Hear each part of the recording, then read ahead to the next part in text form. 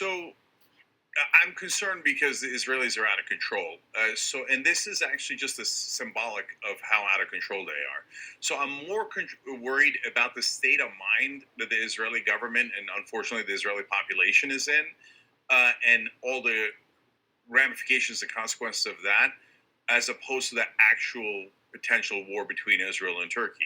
But think about how crazy you have to be to threaten a NATO ally with war when you're a country of 9 million people and your main ally is the largest army in NATO and the people you're threatening is the second largest army in NATO, right? Like it's so beyond the pale. And then think about this, like, they made up these lies about how Iran is trying to take over the Middle East and destroy Israel and kill everyone inside. And, that's unfortunately, they've done so much of that propaganda throughout our lives. And the number one victim of it is Jewish Americans. That a lot of people might, that if they're Jewish Americans or they're in the establishment, they might believe that kind of lunatic talk about how Iran is going to kill everyone inside Israel. Cenk Uygur is a straight-talking veteran media figure, and what he just dropped right there is a bombshell.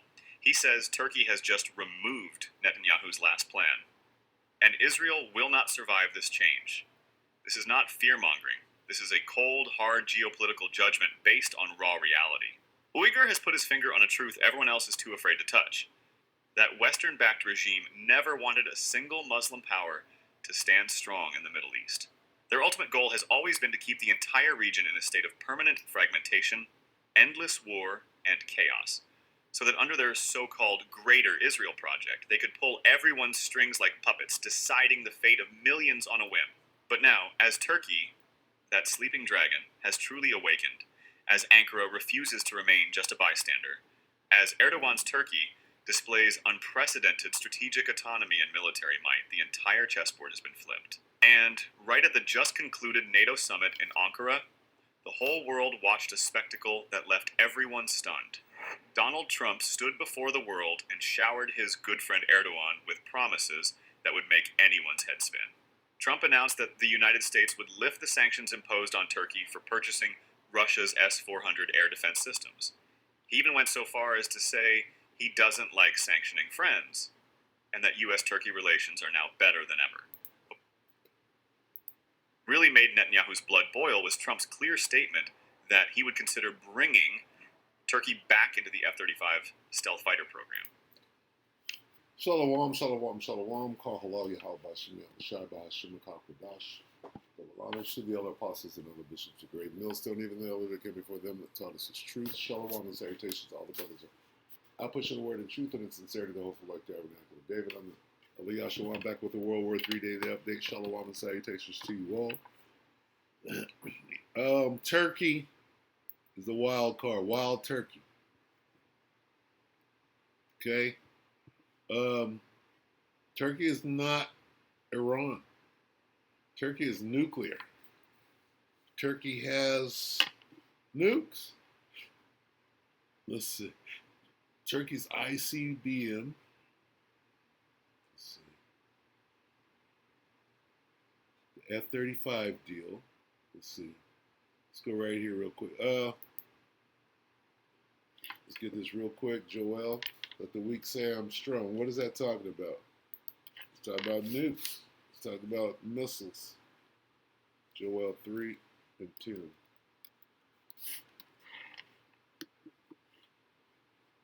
Joel 3 and 10, what are we talking about?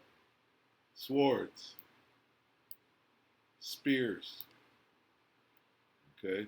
In the Bible, swords and spears are talking about missiles. Okay? Joel 3 and 10 in the King James. Beat your plowshares. Salakia. Beat your plowshares into swords and your pruning hooks into spears. Let the weak say I'm strong. So improve your missiles. Right? Stop spending on agriculture and spend on military and improve your missiles. And then you'll be strong. Now let's go back and look at Erdogan's missile program. Where were we? They're forcing a commercial on me right now. Here we go. So, what is this? lead time. But in this case, number one, at this point, the thing that's most unspoken in American politics is the size of independents. Independents are now much, much larger than Republicans or Democrats. Let's see what this says real quick. AI guys, the Wall Street guys. So, like, Matt Stoller is a really smart progressive in DC, really thought leader, been around a long time. I trust him and lead time. But in this case, number one, at this point, the thing that's most unspoken in American politics is the size of independents. Independents are now much, much larger than Republicans or Democrats. But mainstream media hates that because the Uniparty is so corrupt, and our national media. Then that becomes a huge force, a force to be reckoned with, and anyone who underestimates it will make a big mistake. Slovakia. I'm trying to get to this where it says ICBMs, but you know how this devil operates. So they're solid with their missile program. Turkey is. Let's see.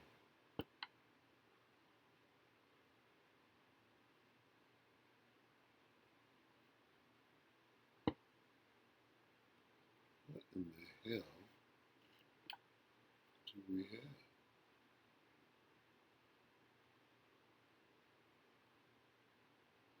Let's see.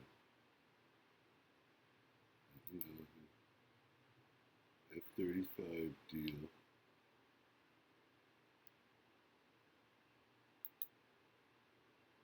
Turkey's ICBM. This is what I'm looking for right here. Lead time. But in this Damn it. giant, bear with me, I'm gonna get there. Up at night. You know, I don't care. Like, I care about that. Please bear with me. Public a show.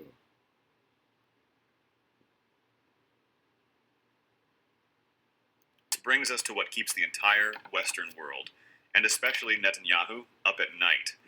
Turkey's terrifying breakthroughs in military industry. At the Saha Defense Expo in May 2000. You go back to this and say it one more time. Let the weak say I'm strong. Why? Because they're breakthroughs in military technology. That's what they're talking about right here. All right, put all your, wealth into military. This is what they're doing. What are they worried about? This brings us to what keeps the entire Western world, and especially Netanyahu, up at night. Where are they right now? Or where did they just hold those meetings? They just held the meetings in Turkey. Turkey's the deciding factor of what, who is gonna, have the most weight.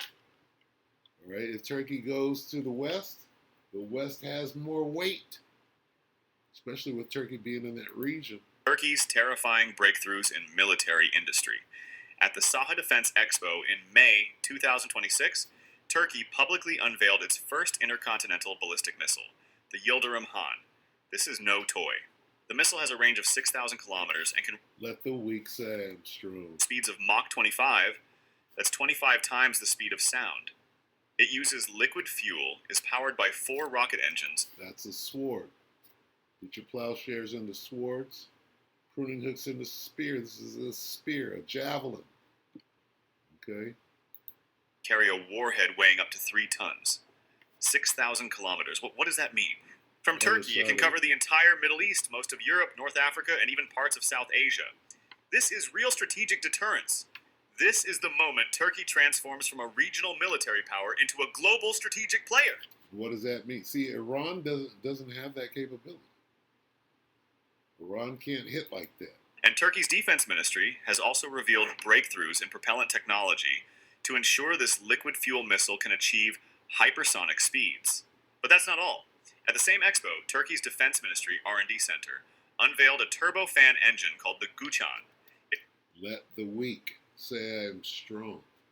Thrust reaches 42,000 pounds force. What does that number mean?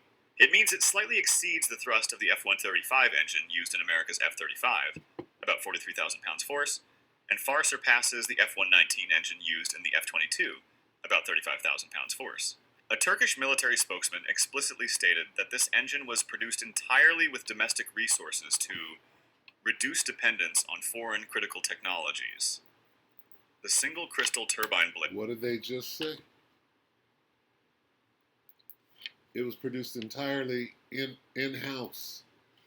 That goes directly to this. Beat your plowshares into swords and your pruning hooks into spears. They did everything on their own.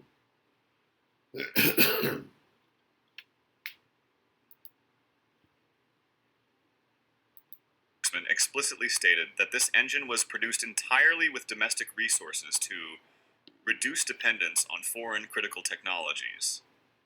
The single crystal turbine blades were designed, cast, and manufactured domestically. This isn't copying. This is original creation. This is the loudest slap in the face to Western technology blockades. Ooh. Turkey is building, with its own hands, power systems that can rival the finest Western aviation engines. And that's very useful propaganda because it gets people in America to go, okay, I'm going to give you millions of dollars because otherwise all the Jews are going to die, right? So they brainwash people with this kind of hysterical nonsense when Israel has nukes, Iron Dome, and the best military in the Middle East, right? So now when it comes to Turkey, though, and they do the same kind of talk, people go, really? Turkey is going to kill everyone inside Israel and they're going to wipe out? No, they're not. No one that is anywhere outside of a mental asylum believes that, right? And now the jig is up when they try that. Oh, you mean you're just going to say this about anybody who you want to take down?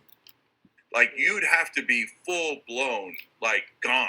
Like we can't, the psychiatrists give up on you, kind of insane to think that the Turks are going to attack Israel, destroy it, and kill everyone inside. Cuckoo for Cocoa Puffs, right? None of that is within 1% of 1% of 1% of happening. So when they say stuff like that, you worry about their mental state. Like, I think they're at a point where they're a fascist government. And I don't say that lightly, and I very, very much mean it. So what does it mean to be a fascist government? One is you think you have unlimited, unchecked power, right? So the Germans thought they had unlimited, unchecked power because their military was steamrolling everywhere, right? And you have this toxic victimhood. And the Germans thought that they were the victims of World War I and they were abused afterwards, etc. By the way, the Turks, when they did the Armenian genocide, same exact thing. The Turks were used to unlimited power for 500 years, ruling this vast empire. And then, as they were the sick man of Europe and they were getting attacked on all sides, they felt like they were the victims, and then they had the same exact series of excuses that Israel has today about the Gaza genocide. So as I see this country that is clearly now stepped into fascism and is attacking all of their neighbors using the same excuses as every fascist country has ever drawing them out as the least of the flock used. And by the way, that also makes it super clear that it has nothing to do with religion or ethnic background, because look at that diversity of different countries that have been affected by fascism. The Germans who were Christians, the Turks who were Muslims, Israel, which claims to be a Jewish state. So what an incredible variety. It's in us as human beings to be susceptible to this in this particular kind of geopolitical context and headspace. So they're in a headspace where they think they're invincible and they could attack any country and they have every right to attack every country, and no other country has a right to defend themselves. And if they have the temerity to defend themselves, then they're anti-Semites and they need to all be destroyed and killed, right? Drawing them out, forcing their hand. Let's see what this is right here. We'll go ahead and click. After it is safe, and after we have the hostages back. And now Netanyahu is bragging about, we stole 70% of Gaza. So when they say they're keeping southern Lebanon, they're definitely going to try to keep southern Lebanon. Yeah. Do not delude yourself. Don't have fake debates about that. No, they're a fascistic empire that is doing land expansion. They're doing it in the West Bank. They're doing it everywhere. They're doing it in Syria. That's super obvious. So when you say, oh, well, Israel or America is not following the MOU on Lebanon, Iran is not following it on the Strait of Hormuz, It's over. MOU. so there is no. So lucky. A little bit more and I'm going to close. Please bear with me. Let's see BB talk. So there is no like, oh, on Tuesday it was raining and I didn't like that what outfit Iran was wearing. No, you either get to peace or you go to war. The only people for war is Israel, period, on the entire planet. Iran doesn't want it. America doesn't want it. The Gulf doesn't want it. The rest of the world doesn't want it. But BB's going to force everybody into World War III. There's only one. Friends, when you put all of this together, what do you see? I see a Turkey breaking free from all its shackles and stepping back onto the center stage of the world. Israel wants a weak, divided Middle East that it can manipulate at will, but Turkey's very existence is the ultimate negation of that vision. Turkey has NATO's second largest standing army, an intercontinental missile with a 6,000-kilometer range, a domestically produced engine that rivals the F-35s, and the KN 5th-generation fighter jet that's already in testing. Turkey is deploying radar in Syria to restrict Israel's freedom of airstrikes. Turkey is deploying F-16s in Cyprus to counter the Israel-Greece-Cyprus axis. Netanyahu's tears, Trump's betrayal, the collective silence of Western media, none of it changes one iron fact. The balance of power in the Middle East has been shattered forever. Let the weak say I am strong. I'm going to go out right there. Joel 3 and 10. Beat your plowshares into swords and your pruning hooks into spears. Let the weak say I'm strong. Revelation 11 and 14. Second woe is past, and behold, the third woe cometh quickly. With that, we pray that the elect will finds you, brother and two sisters. Watch out for Turkey. All right, Turkey's not playing. Shalom.